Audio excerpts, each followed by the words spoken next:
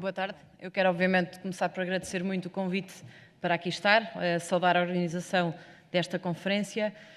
ao grupo e um cumprimento muito especial aos estudantes e dirigentes associativos que também assistem a esta conferência.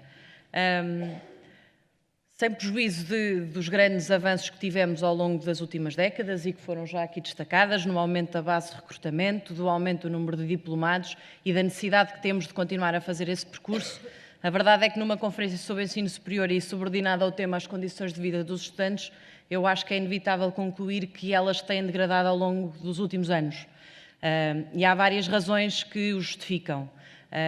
Nós falamos muitas das vezes, ainda há pouco no outro painel estávamos a falar da questão da propina e houve uma redução muito recente, mas a redução da propina ou a propina está longe de ser o maior encargo que as famílias e que os estudantes têm de fazer face para estar no ensino superior. E aquilo que é, a meu ver, o maior problema, a maior dificuldade que os estudantes têm para continuarem a estar no ensino superior ou para acederem a ele, é de facto a questão do alojamento. E aqui a resposta que tem sido dada tem sido manifestamente insuficiente. O Governo, durante os primeiros 2 anos de mandato, ignorou o problema. No final do segundo ano e no Orçamento de Estado, depois para 2018, consagrou no Orçamento de Estado uma linha de financiamento que nunca deixou de ser apenas uma linha do Orçamento de Estado. Depois anunciou um fundo com um plano e que, sem prejuízo de ser obviamente um plano cheio de boas intenções, ainda se tem verificado ser um plano sem concretizações. E há, de facto, várias medidas que podiam ter sido feitas para acautelar e para fazer aquilo que é fundamental fazer, que é garantir que não há nenhum estudante que saia do ensino superior porque não consegue pagar um preço exorbitante por um quarto ou porque não tem vaga numa residência. O estudo que há pouco foi apresentado aponta para cerca de 6% o número de estudantes que estão em residências, o que acaba por ser um pouco diferente dos 12% do plano que o Governo apresentou, mas a verdade é que é consensual que as residências são em número muito insuficiente para aquelas que são as necessidades que nós temos atualmente. É verdade e também reconhecemos, e devemos ser do ponto de vista intelectual sérios, em afirmar que não é possível resolver o problema de um dia para o outro, mas há algumas formas que nós podíamos ter encontrado de pelo menos ajudar a mitigar o problema. Uma delas passava obviamente pela contratualização. A Universidade de Lisboa, por exemplo, é uma das instituições que tem algumas camas contratualizadas e muito recentemente o Conselho de Ministros, no dia 20 de dezembro, aprovou um conjunto de medidas e a contratualização não vem lá consagrada, e era uma forma de nós termos no imediato e de forma rápida, de forma célere, alguma resposta para muitos destes estudantes que não têm vaga em residência. Da mesma forma que teria sido importante haver um aumento significativo do valor do complemento de alojamento. E um aumento de 40 euros não é, obviamente, suficiente. E reconhecemos todos que 140, 150 euros é um valor muito abaixo daquele que é um custo que o estudante atualmente tem para estar, por exemplo, em cidades como Lisboa e Porto. E para além disso,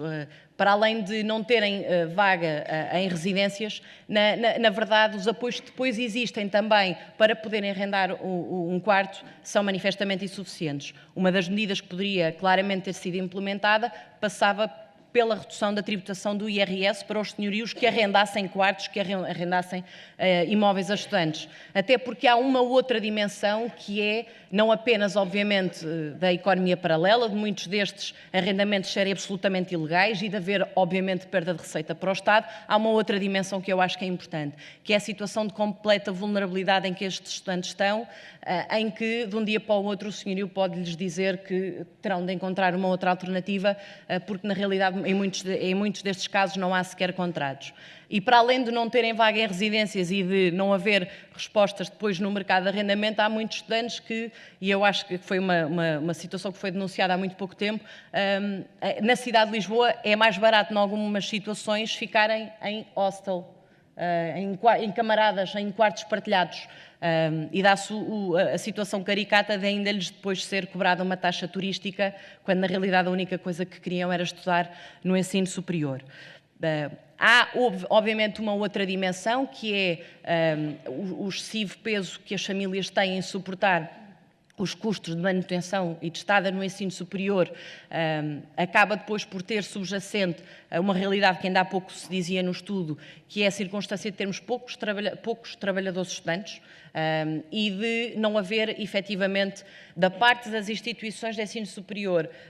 condições para aumentar este número. Era, obviamente, ainda há pouco a Sra. Secretária de Estado falava disso, aumentar o ensino pós-laboral. É necessário também que as instituições tenham horários que permitam a compatibilização entre uma atividade profissional e a atividade académica, e também devem existir, do ponto de vista daquelas que são as políticas públicas e já agora também da política fiscal, incentivos do Estado para que um estudante possa, de facto, estudar, mas também ter uma atividade profissional sem qualquer tipo de estigma social subjacente. Para além disso, há, obviamente, e falando em condições de vida dos estudantes, uma área que é chave e que passa pela questão da ação social. Não tem havido nos últimos anos um reforço, uma aposta de investimento público nesta área, e existe desde logo uma excessiva dependência de fundos comunitários, o que nos devia desde logo merecer, para além de grandes preocupações, uma reflexão para o futuro,